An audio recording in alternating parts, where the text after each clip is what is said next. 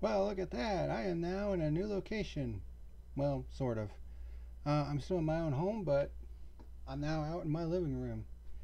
That's where I got my computer stuff all set up now.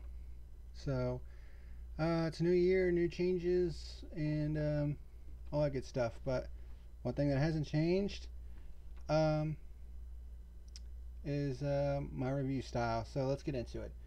This is All Elite Review, the first one for 2020.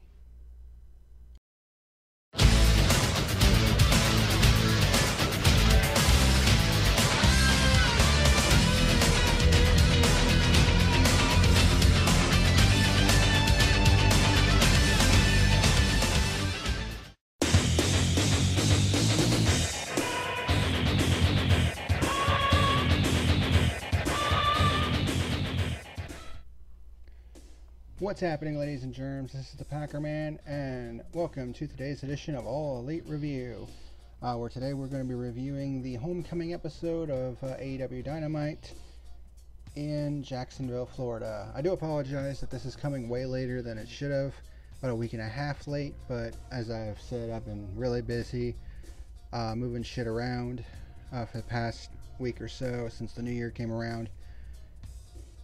But we're going to go ahead and get right into this. As far as all my brainstorming stuff that I was going to do in a separate episode, I decided to hold off on it.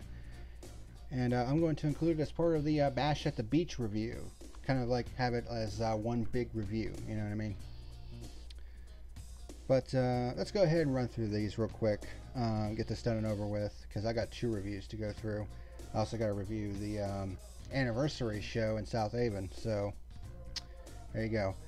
Also, another little change is I'm only going to do like the special screens that you've been seeing the past couple episodes. I'm going to save those for the pay-per-view events, like Revolution that's coming up in about a month and a half. I'll save it for those because it does take a little bit more work to size everything and, and all that other shit. So we'll save that for the pay-per-view stuff. But let's go ahead and get into this and get it done and over with. It's the first episode of 2020, and obviously after the way that 2019 ended on kind of a sour note, with only about 700,000 people watching that episode of Dynamite, almost said Raw, episode of Dynamite at the end of the year, with NXT basically blowing them out of the water. They really needed to come out strong with this episode of Dynamite, and my God, did they do it. The first match of the year was Darby Allin versus Cody in a rematch from Fyter Fest, which those two fought to a 20-minute draw. Nearly did the same thing here, but was not the case. Highlights of the match, both with great pinning wrestling combos. They were kind of like doing all kinds of pin attempts and all that good stuff. Allin with his tope suicida to the outside. Cody hits a disaster kick. Allin starts focusing on the left arm. Cody locks in the figure 4 leg lock. He actually did it a couple times. Allin then puts a modified cattle mutilation on. Cody hits a snap power slam, and then the Cody cutter, which is basically the springboard cutter that he does. Then he hits an inverted superplex, which looked more like an inverted, like a Osaka street cutter off the top rope, which was pretty cool. Only got a 2 count. Allin hit an avalanche Yoshi tonic for a 2 count, and he hit his shoulder ride stunner. Hits the coffin drop while Cody was lying on the apron, which is the spot that they did at Fyter Fest, except Cody did not move out of the way this time. Cody hit the crossroads, but only got a 2 count. Allin tries to go for the coffin drop again, but Arn Anderson, who was at ringside with Cody, who is now apparently his coach, basically was telling Cody, hey, you gotta get your knees up, and he does so, and counters the coffin drop, pushes Allin off the rope into the ropes, and then he gets him into a schoolboy for the 3 count and the win. The most devastating move in all of professional wrestling. But it was actually a legit looking schoolboy where he had all of his weight on his legs, where he couldn't kick out. And not them half-assed ones you see in the WWE. So Cody starts out 2020 with a victory. This was a damn good match. And I gave it 4 stars out of 5. After this match, SCU was interviewed backstage. Sammy Guevara interrupts, and basically Daniels challenged him to a match for next week's episode. The next match was a fatal 4-way for the Women's World Championship. This was going to be Riho versus Chris Statlander, but Statlander actually had a prior commitment, which a lot of people, were bitching about, like, oh, I can't believe that they shut the fuck up. I am so sick and fucking tired of the fake outrage. It's ridiculous. And so she had a prior commitment. Big fucking whoop. You know what that is? It's called being loyal. And honoring your agreements. I mean, Jesus Christ, people. It's not as big of a fucking deal as y'all make it out to be. And we got a fatal 4-way championship match. So what the fuck are you complaining about? It's ridiculous. These so-called fans are fucking toxic shitheads. Grow the fuck up. About fucking tired of that shit. Anywho. Needless to say, the women's division, certainly not AEW's bright spot at the moment, but they definitely started 2020 with a bang, though, I'll tell you that much. Fatal 4-way match for the women's championship. And you're like, why would they throw all these ladies up against Riho? Well, because Hikaru Shida, Britt Baker was number 2, I believe. Hikaru Shida's number 3, and Nyla Rose was number 4 in the rankings. So 3 of the top 5, right there in the rankings. And of course, you saw that right at the beginning of the review with the ending rankings for 2019, which they're now switching it to showing the ranking, releasing the new rankings every Wednesday morning, which I think makes more sense. So in that case, instead of releasing them at the end of the review like I normally did, I'll start putting them at the beginning of the review.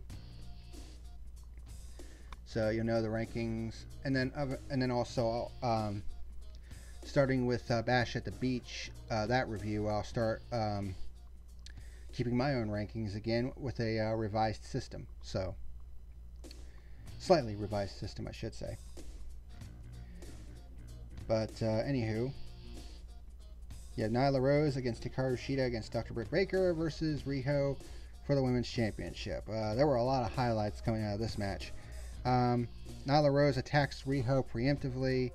Shida hits Riho with, hits Nyla Rose with her kendo stick before the bell rang, which would have been fine either way because this is no disqualifications. Made evident by the fact that Nyla Rose started bringing out the table, so this was suddenly turning into like a hardcore match. Riho does a nice flying crossbody onto Shida. Baker hits a super kick on Nyla Rose. Rose with a spine buster on Britt Baker and a Samoan drop as well, and also powerbombs Riho onto Britt Baker as well. Shida manages to backdrop Rose, which was pretty impressive strength right there. Nyla Rose hits her flying knee strike to Shida, who is hanging over the top rope, that usual spot.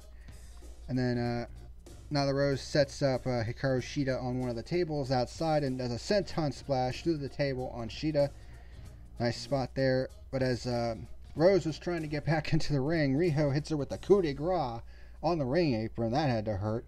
And then Britt Baker hit a slingshot DDT for a 2 count. Baker locks in a triangle hold, but Nyla Rose counters into a powerbomb for a 2 count, which Riho breaks up. Riho hits her victory roll stomp. I mean, this was all fluid. Like, these moves were just, coming, and it was just nice and fluid.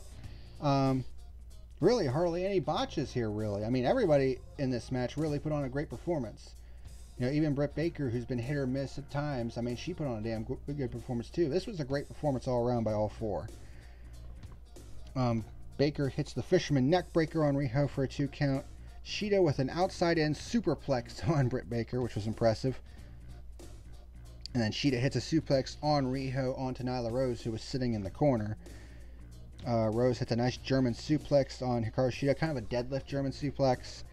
Then misses the Swanton bomb and nearly spiked herself. Ouch. And then the holy shit moment of the match was Hikaru Shida picking up Nyla Rose into a Falcon Arrow and getting a very close 2 count. Like, it was this much, and a lot of the fans were like, man, that was a 3 count. I mean, a lot of people really wanted to see really wanted to see Shida win the championship right here. Damn near did it, even if it wasn't planned. You know what I mean? But that was a close 2 count. Britt Baker hits a Russian leg sweep on Shida, goes for the lockjaw. Nearly has it locked in, but then Shida counters with the same pin attempt that Riho did. Obviously paying attention, but this time Baker kicks out at 2, but then Riho comes in with, I couldn't remember what this was. It was basically a float over, where you grab both legs, float over into like a bridge pin. I couldn't remember what the name of it was. Taz, who was on guest commentary this week, reminded me. It's known as the jackknife. And thank you very much, Taz, for that. And she gets the 3 count and the win on Britt Baker. So still, your AEW Women's World Champion is Riho, which, you know, kind of was expected. We're kind of setting up that match between Riho and Chris Statlander, which was a highly anticipated match considering how good those two are as workers, you know. But then after the match, Nyla Rose, of course, attacks Riho afterwards and puts her through a table, you know, because she's just a bitch like that. But this was yet another damn good match. I gave this match 4 stars out of 5 as well. So first 2 matches, 4 stars. Good start so far. Afterwards, they were going to do a backstage interview with Joey Janela, but then he gets low blowed by Penelope Ford. And coming out as well as Superbad Kip Sabian. So they're going to have that rivalry that should have been between them, because, you know, Penelope Ford and Joey Janela used to be in a relationship, like a real life relationship, and then they broke up, and then Penelope Ford got with Kip Sabian. So now we're going to have that rivalry between the bad boy and Superbad. Who's the baddest of them all? So there's that to look forward to. And the good hits just keep right on coming, because the next match is Trent versus Jon Moxley. Now, we all knew that Jon Moxley was going to win this match, but, you know, that's not really the point here. It's how good can they make Trent look as well. The answer here is pretty good. So highlights of this match: both start trading chops. Trent hit a Meteora and a spinal tap. Moxley hits a snake eye suplex, a sliding lariat, and also a half crab and a superplex. Trent hits his rebound spear, where he bounces off the guardrail on the outside and hits a spear. He hits his half and half suplex, and then a somersault plancha to the outside, which was nice, and a step up tornado DT, which always looks good. Moxley hit a chicken wing face buster for a 2 count. Basically what the hell is that move called? The Glam Slam. That was Beth Phoenix's finisher. Both start going for pinfall moves. Trent hits a lariat for a 2 count, and then he hits a sexy Chucky knee and a pile driver, only gets a 2 count. And then Moxley hits the paradigm shift on the makeshift ramp, because again, this is at Daly's place, which is in that unique arena. And then he hits the Death Rider, which is the elevated double arm DDT, for the 3 count and the victory. So Jon Moxley maintains his #1 contendership status, and he gets his first win of the year, and is still unbeaten, I should say, in singles competition. He just has that 1 draw with Pac. But yet another good match. 3.5 stars out of 5 for this one.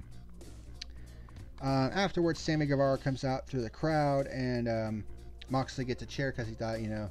But Sammy's like, calm down, man. Jericho has something to ask you. And basically, Jericho offered leadership of the Inner Circle. So both of them would rule the Inner Circle side by side. And he started offering all of his shit, including a Ford GT, which apparently is worth about $750,000. It's like, damn. And if you heard the sound of that engine, it's just like, holy shit. And then Moxley is like, yeah, Jericho's always been kind of a mentor, so I'll give him my answer next week in South Haven. So there's that. All right, next match. Of course, Sammy Guevara was already out because he was getting ready to compete in the next match, which was against the natural Dustin Rhodes. This one kind of pissed me off, which I'll get to in a minute. But highlights of the match. Rhodes actually comes out from the crowd, which is different. I think that's what it was. That's what I wrote down. But Rhodes hits an atomic flapjack and a somersault plancha off the apron. You know, standard stuff from him.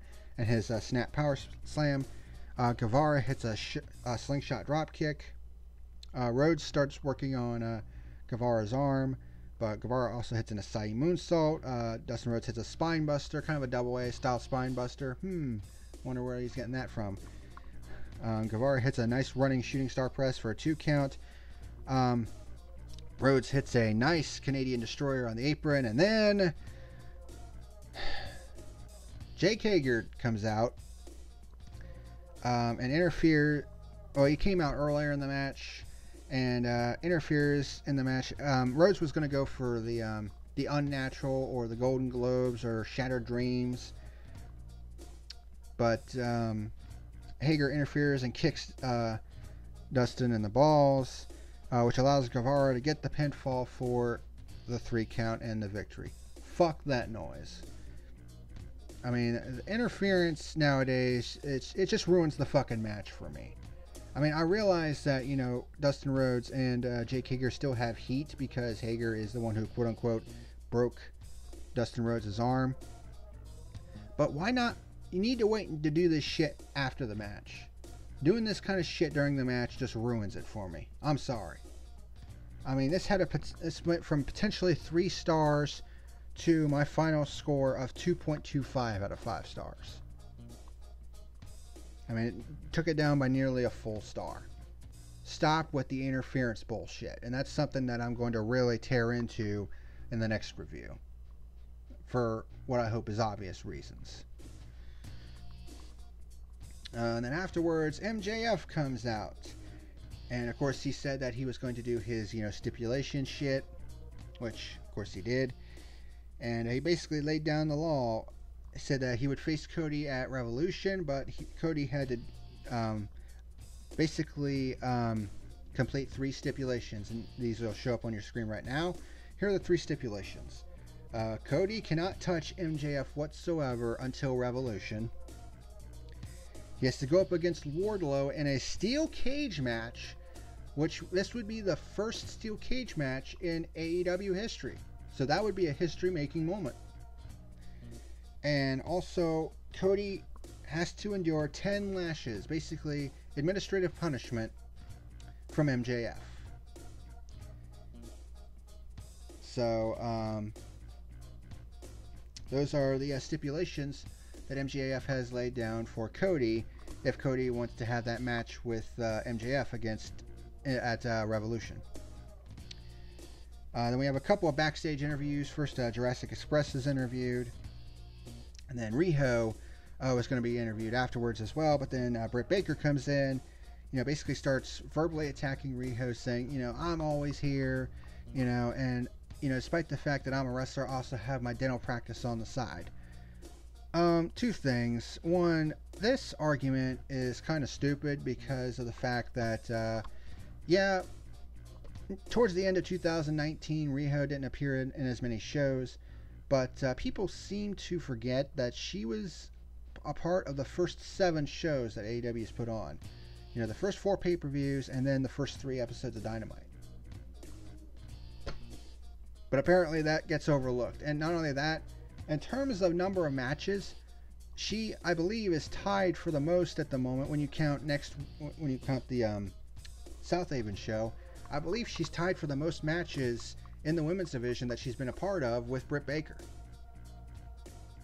So this argument of, oh, she's never around is fucking stupid. How about you do some fucking research and stop with the stupid ass bullshit? About sick of it. Instead of flapping your gums and spewing bullshit, how about you do your fucking research first? But yeah, Baker's basically jab at Riho is basically kind of a heelish thing to do.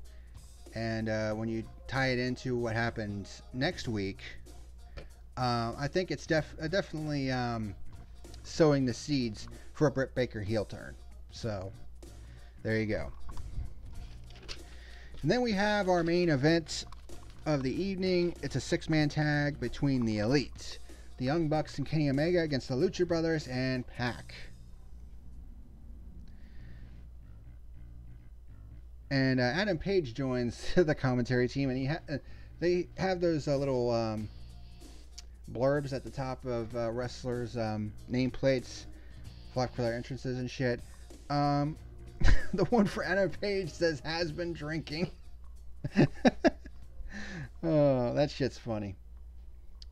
But needless to say, this was one hell of a match. A lot of people were saying, "Oh, it felt like it was rushed. There wasn't enough time." And I'm kind of like, really? I mean, it felt like it felt fast paced, but I mean, I didn't really notice it. I mean, I didn't really notice that. It was short. It felt like it's short of time or anything like that. It felt like a genuine main event. At least that's how it was to me, because of all the shit that these guys were able to do. And just fluid, and this match kicked so much ass, it's not even funny. So, highlights of this match. Pentagon starts with a step up in Zaguri. Kenny hits a double Kotaru Crusher on both of the Lucha Brothers, which was pretty cool. Nick Jackson and Ray Phoenix get into an exchange, which those two, like chocolate and peanut butter, they go together so well. Of course, they had that singles match, as my X-Bone talks for a second. That was weird. But yeah, Nick Jackson and Ray Phoenix. I mean, when you put those two together in a match, and you put the Young Bucks and the Lucha Brothers in a match together. It doesn't matter if it's singles or tag. It's magic. It's fucking magic. No matter how many times you've seen it, the shit that they come up with and the shit that they do together is just unreal. Phoenix hits a nice rolling drop kick. Nick and Phoenix start mirroring each other, basically doing similar moves and counters and all that shit. And it's just like, yeah, this is definitely good. Nick hits a nice super kick. The Young Bucks hit their Gutbuster Blockbuster combo. The Elite start doing double and triple team offense, which looked really good. Phoenix has a nice Frankensteiner evasion, which he grasps one of the Young Bucks' hands, evades attack while balancing on the ropes, and then does a Frankensteiner. That move always looks good. Omega hits a spike Frankensteiner. I don't think I've ever really seen Omega do a Frankensteiner all that much. Pac hits a nice Sky Twister press to the outside. Nick starts doing his martial arts strikes. The Young Bucks hit slingshot destroyers on both of the Young Bucks and on Pac. Or both of Lucha Brothers and Pac. Pac hits a nice scissors kick and a German suplex. But Omega comes back with a V-trigger, a Snapdragon suplex, and a sit-out powerbomb. Pentagon starts hitting sling blades on everybody and hits a nice lung blower. The Young Bucks with a super kick party. Phoenix starts hitting rolling cutters on everybody. Omega hits a V-trigger. Pac hits the Black Arrow, his corkscrew shooting star press. Only got a 2 count, though. Pac locks in the Brutalizer, but it gets broken up by Matt Jackson. Young Bucks start hitting super kicks again. Phoenix tries to go for a tornado, basically a corkscrew press off the top rope, but gets countered by an Omega V-trigger. That looked like it hurt. And then Omega hits the one-winged angel for the 3 count and the victory in what was one hell of a match. Like, holy shit. How good of a match? I gave it 5 stars out of 5. Yes, that's the third. I think that's the third match on Dynamite that I've given a 5-star rating for, because it was just that good. And Cody came out, of course, being a part of the Elite, and the Elite basically invited Adam Page to come in, but Page is like, I didn't really do anything, I don't really deserve, to be a part of that, and basically walked off. But the Elite starts out on a high note to begin 2020, and so does AEW Dynamite. Like, holy shit, what a way to get back on track here. You know, and it certainly showed in the ratings. I mean, 967,000 people watched this episode of Dynamite. You know, I say, well, what's the effect of that in the Wednesday Night Wars? Well, for the last week of 2019 and then the first week of 2020, you can't really compare the two. You can't really compare AEW and NXT really, because for the Christmas week, AEW didn't have a show, period. Well, NXT was a taped show, but they still managed to get 800,000 people. And then for this show, the New Year's edition, for NXT, it was an awards show, basically, kind of thing, while AEW was a live show. So you can't really compare the two, unfortunately, because you had one side or the other where it's not like at full strength, basically. So the next comparison would be, you know, the week of January 8th. So that would be when you can make that comparison with the Wednesday Night Wars again. But for those of you keeping score, so far it's AEW 8, NXT 3 with 1 tie.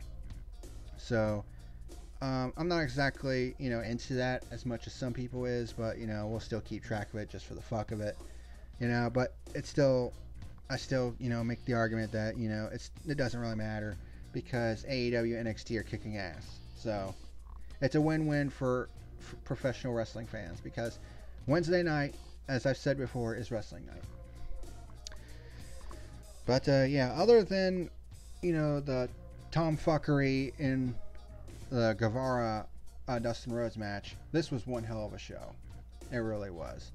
Had a great championship match, you know, for the women's title. Fatal 4-Way was great. You know, a lot of great matches. 4 of the 5 scored 3.5 or above with a 5-star match in the main event. You know, that's how you're supposed to end a main event. You know what I mean? So overall, this show gets a 9 out of 10. Hell of a start to 2020. But that's going to do it for this edition of All Elite Review. Thank you very much for watching. I am cutting it a bit short because I still got one more review to do. Yay. But that'll do it for this edition, the homecoming edition of AEW Dynamite. Next up, we'll do the anniversary edition, which they call it the anniversary edition because this was, I mean, I think it basically took place on the same day as the rally where they announced All Elite Wrestling. So that'll be interesting. Thank you very much for watching. Until next time, this is the PackerMan signing out. Bye.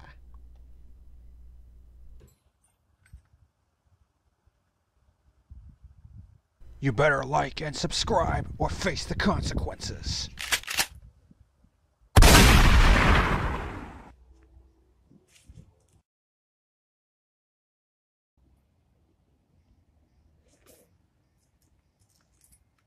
You have been warned.